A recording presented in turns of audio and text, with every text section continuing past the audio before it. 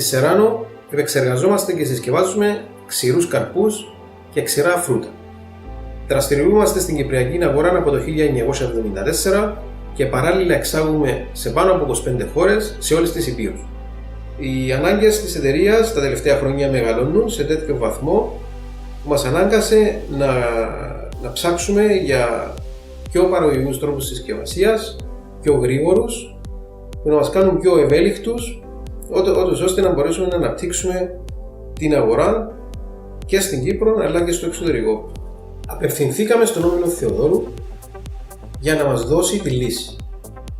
Ο Όμιλος Θεοδόρου, με βάση τις δικές μας ανάγκες, σχεδίασε και εγκατέστησε στο εργοστάσιό μας ένα αυτόματο γυβωτιστικό ρομποτικό, το οποίο κατάφερε να μας φέρει τουλάχιστον 30% αύξηση στην παραγωγικότητά μας. Αυτό μας έκανε πιο ανταγωνιστικούς στις ξένες αγορές.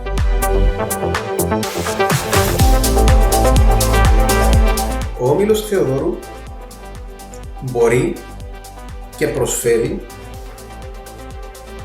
λύσεις για τον κάθε πελάτη ξεχωριστά.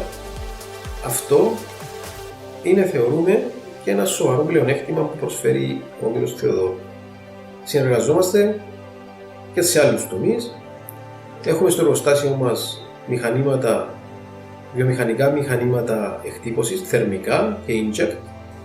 Έχουμε ετικετέζες, έχουμε μεταλλικούς ανιχνευτές.